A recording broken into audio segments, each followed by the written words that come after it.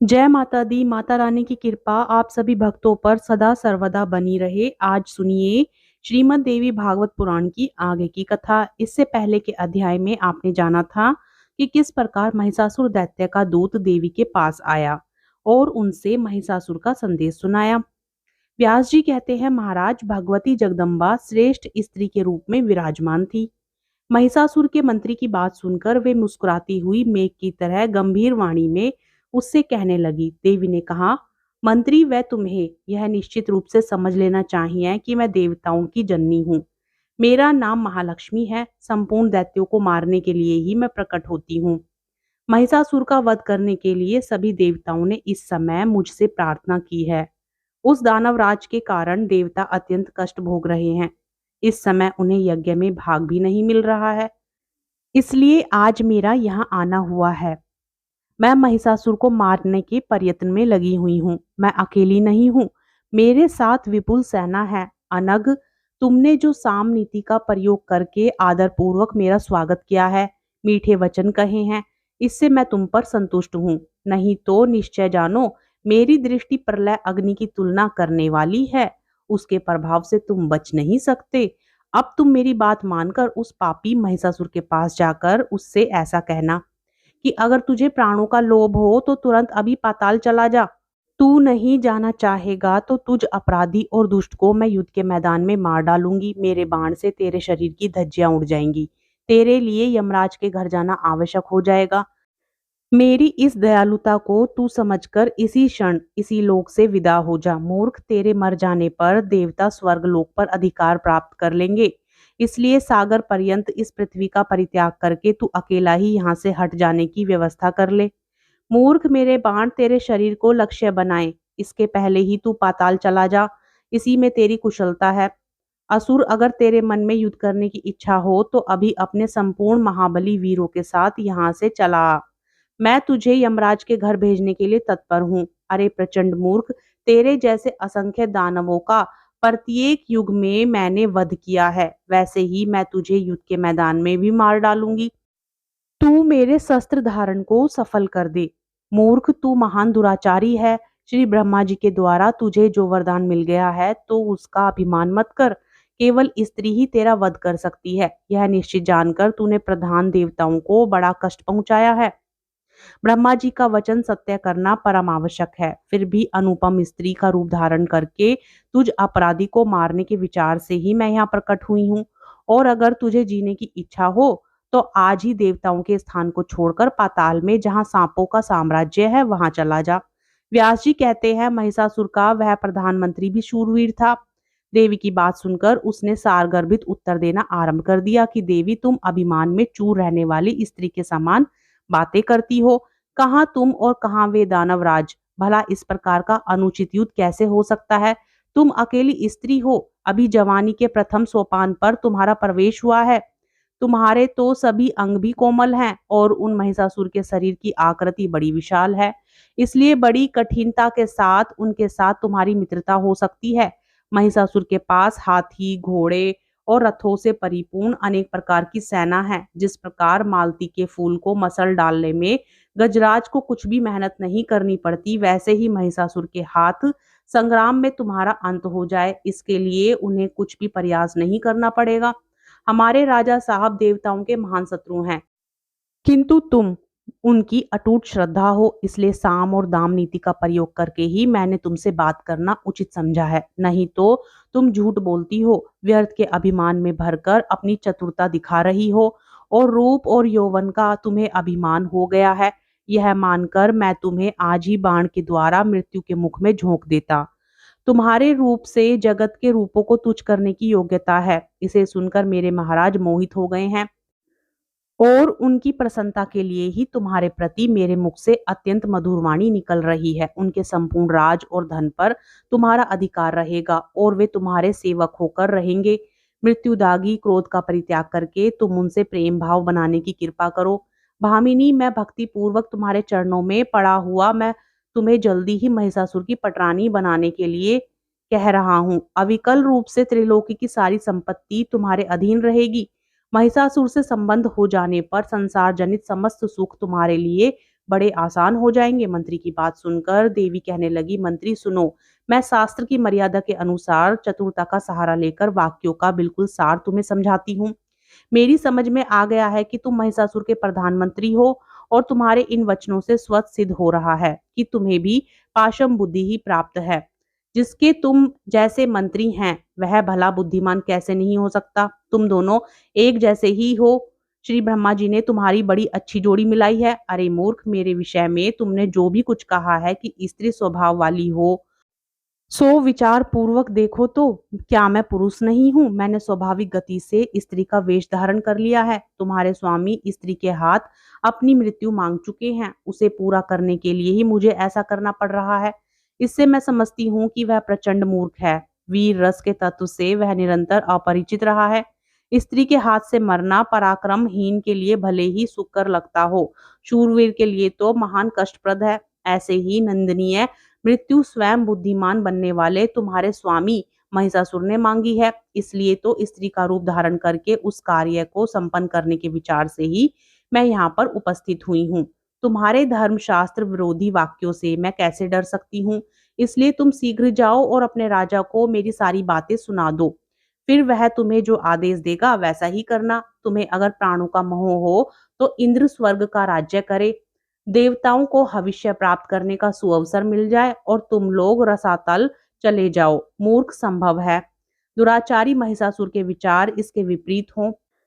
उस अवस्था में तुम लोगों के साथ युद्ध कर सकते हो। सभी प्रधान देवता युद्ध में परास्त हो चुके हैं। तुम्हारी यह मान्यता बिल्कुल निर्मूल है, क्योंकि देववश ब्रह्मा जी ने वर दे रखा है। इसी कारण ऐसी परिस्थिति बन गई थी। व्यास जी कहते हैं, भगवती जगदम्बा की बात सुनकर महिषासुर के प्रधानमंत्री ने विचार किया कि अब मुझे क्या करना चाहिए, युद्ध करना ठीक है या फिर महाराज के पास लौट चलना। मेरे महाराज अवश्य ही कामर हो रहे हैं और उन्होंने इस स्त्री के साथ विवाह करने के उद्देश्य से ही मुझे यहाँ भेजा है। तब मैं उनकी मानसिक सरसता को भंग करके उनके पास कैसे जाऊं। इसलिए उत्तम यही है कि बिना युद्ध किए ही राजा के पास पहुंचे और उनसे निवेदन करूं कि वे शीघ्र स्वयं यहाँ आने का प्रबंध करें। वे महाराज महिषासुर बुद्धिमानों में श्रेष्ठ हैं।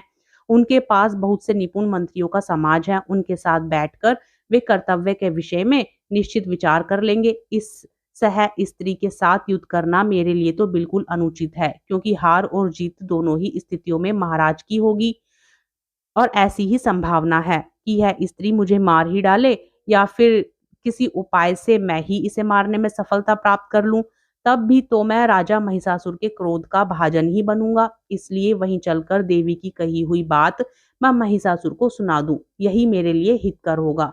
फिर उनको जो अच्छा लगे वही करें। व्यास जी कहते हैं, इस प्रकार विचार करके वह बुद्धिमान मंत्री राजा महिषासुर के पास लौट आया और प्रणाम करके उनसे कहना आरंभ किया कि राजन, सिंह पर बैठी हुई वह देवी बहुत ही सुंदर है। 18 भुजाओं के कारण उसका विग्रह अत्यंत ही सुंदर प्रतीत हो रहा है। उसने भुजाओं में अस्त्र शस्त्र धारण कर रखे हैं। महाराज, मैंने उस देवी से ऐसा कहा कि तुम राजा महिषासुर की सेवा में चलो। वे त्रिलोकी के स्वामी हैं। तुम उनकी प्रेयसी रानी बनने का सुअवसर प्राप्त कर लो। तुम उनकी पटरानी बनोगी, यह बिल्कुल निश्चित है। वे तुम्हारे वशवर्ती बनकर आज्ञा पालन करने में सदा तत्पर रहेंगे। सुंदरी महिषासुर को अपना स्वामी बनाकर लंबे समय तक त्रिलोकी की संपत्ति भोगो और स्त्रियों में सबसे अधिक भाग्यशाली नहीं बनने का अवसर भी प्राप्त कर लो। मेरी ऐसी बातें सुनकर, हे महाराज, वह विशाल नेत्रों वाली देवी पहले तो अहंकार के वश होकर किंग कर्तव्य विभोर हो उठी। फिर हंसकर मुझसे कहने लगी कि भैंस के पेट से पैदा हुआ महिषासुर पशुओं से भी गया गुजरा है। मैं देवताओं का हित करने के विचार से उस देवी के बलि चढ़ा दूंगी। और अरे मूर्ख, जगत में कौन ऐसी मूर्ख स्त्री है जो महिषासुर को अपना पति बनाए। फिर मुझ जैसी विवेकशाली स्त्री उसे कैसे स्वामी बनाने में विचार कर सकती है।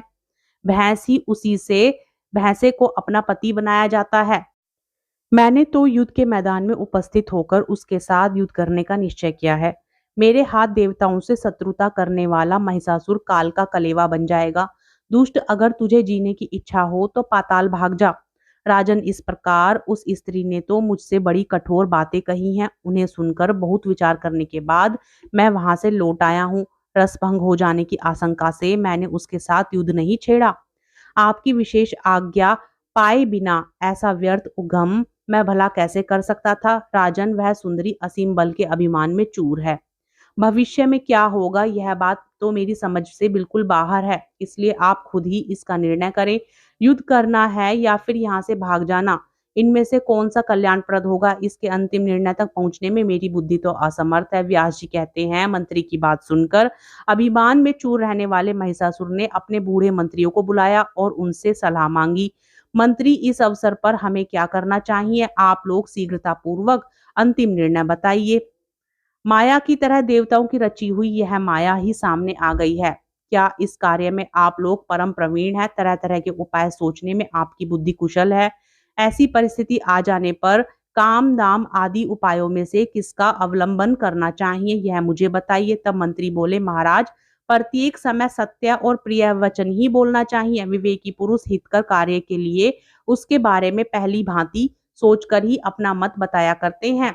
राजन, कुछ बातें तो सत्य और हितकर होती हैं, कितनी ही बातें अच्छी होते हुए भी अहितकर हो जाती हैं, जो सुनने में तो अच्छी लगती हैं लेकिन उनसे भला नहीं होता। जैसे औषधीय जगत में मनुष्य को खाते समय कड़वी लगती हुई भी परिणाम में रोग नाश रूपी हित का साधक होता है। राजन, सत्य वचन सुनने और समर्थन करने वाले बहुत कम है। सत्याभाषी का मिलना भी कठिन होता है। श्रोता को प्रसन्न करने के लिए झूठी बातें कहने वाले वक्ता बहुत मिल सकते हैं। राजन, यह विचार बड़ा ही गहन है। इस अवसर पर हमें क्या करना चाहिए, इसका परिणाम क्या होगा, इसे त्रिलोक में भला कौन जान सकता है। तब राजा ने कहा, एक बार सब लोग अपनी बुद्धि के अनुसार मत व्यक्त कर दें। सबके विचार सुनकर फिर मैं कुछ सोचूंगा। कार्यकुशल पुरुष को चाहिए कि बहुत लोगों के मत को जानकर उस पर बार बार विचार करे, फिर जो कार्य हितकर लगे उसे अपनाने का प्रयास करे। व्यास जी कहते हैं कि राजा महिषासुर के ऐसे वचन सुनकर महाबली विरूपाक्ष उसे प्रसन्न करते हुए झट से बोल उठा, राजन, यह एक साधारण स्त्री है। अभिमान में भरी होने के कारण इसके मुख से ऐसे वचन निकल रहे हैं। केवल डराने के लिए ही इसकी ऐसी बातें हैं। इसे आप समझ लीजिए। स्त्रियां तो बढ़ा चढ़ाकर बहुत सी ऐसी बातें कहा करती हैं कि जिससे युद्ध में किसी प्रकार परास्त न हो सके, किंतु उनके झूठे और साहस को जानने वाला कौन पुरुष उनसे डर सकता है। राजन, आप तो त्रिलोकी पर विजयी प्राप्त कर चुके हैं। इस समय एक साधारण सी स्त्री आपके लिए बिल्कुल अशोभनीय है। हाँ, किसी दीनहीन को मारने पर पुरुष को जगत में कलंक अवश्य लग जाता है। इसलिए महाराज, मैं तो अकेले ही चंडी से युद्ध करने जा रहा हूँ। मैं तो उसे अवश्य ही मार डालूंगा। आप निर्भय हो जाइए। कुछ सैनिक बस मेरे साथ रहें, मैं अस्त्र शस्त्रों से सज धज कर जाऊंगा, जिससे प्रचंड पराक्रम वाली उस दुर्द स्त्री को मैं परास्त कर सकूं। राजन, अब आप मेरा बल देखिए। सर्प में रस्सियों से बांध मैं उसको आपके पास कैसे लाऊंगा? फिर तो वह सदा आपके अधीन होकर रहेगी। व्यास जी कहते हैं, विरूपाक्ष की बात सुनकर दुर्द ने उसके वचन का अनुमोदन किया। उसने महिषासुर से कहा कि राजन, बुद्धिमान विरूपाक्ष की बात बिल्कुल असत्य है। आप तो स्वयं ही विचार कुशल है। मेरी भी कुछ प्रिय बातें सुनने की कृपा करें। अनुमान करने से तो मुझे ऐसा लग रहा है कि इस सुंदरी को कामदेव ने मत डाला है। आपने रूप के अभिमान में प्रेम रहने वाली स्त्री प्राय ऐसा ही भाव बनाया करती है। उसकी हार्दिक इच्छा है कि उसे डरा धमका कर आपको अपने वश में कर लिया जाए। स्वाभिमान स्त्रियों के लिए यही तो हाव भाव होते हैं। महिषासुर को प्रणाम करके वह युद्ध के लिए चल पड़ा। रास्ते में उस दुरात्मा दानव को यमराज के पथ को प्रदर्शित करने वाले बहुत से भयंकर अपशगुन दिखाई पड़े। उसका मन भय और चिंता से व्याकुल हो गया। आगे बढ़ने पर ताम्र ने उन भगवती को देखा। उस समय देवी सिंह पर सवार थी। सभी देवता उनकी स्तुति कर रहे थे। समस्त आयुध से उनकी अनुपम शोभा हो रही थी। ताम्र साम नीति का प्रयोग करके विनित बनकर सामने खड़ा होकर नम्रता पूर्वक मधुर वाणी में भगवती जगदम्बी से कहने लगा, देवी, मस्तक पर सिंदूर धारण करने वाले दैत्यों के सरदार महिषासुर तुम्हारे रूप और गुणों पर अपने आप को निछावर कर चुके हैं। तुमसे अपना विवाह करने के लिए उनकी हार्दिक इच्छा है। विशाल नेत्रों से शोभा पाने वाली हे सुंदरी, महिषासुर देवताओं के लिए भी अजय है। तुम उसकी इच्छा पूर्ण करो। तुम उन्हें अपना स्वामी बना लो। वे तुम्हारे सभी मनोरथ पूर्ण कर देंगे। सभी प्रकार से तुम उनकी पटरानी बनकर रहोगी। इसमें किंचित मात्र भी संदेह नहीं है। देवी, मेरी बात मानो। इससे तुम्हें सर्वोत्तम सुख ही सुख मिलेगा। यह निश्चित है कि संग्राम में कष्ट भोगने के बाद विजय हो जाना संदेह से मुक्ति का विषय नहीं है। सुंदरी, तुम्हें तो राजनीति का पूरा ज्ञान है। हजारों वर्षों तक संपूर्ण राज्य सुख भोगने की कृपा करो। श्री व्यास जी कहते हैं कि ताम्र की ऐसी बात सुनकर भगवती का मुखमंडल मुस्कान से भर गया। फिर वह मेघ की भांति गंभीर वाणी में उससे कहने लगी, जय माता दी। आज के अध्याय में बस इतना ही। इससे आगे का वृतांत अगले अध्याय में श्रवण करेंगे।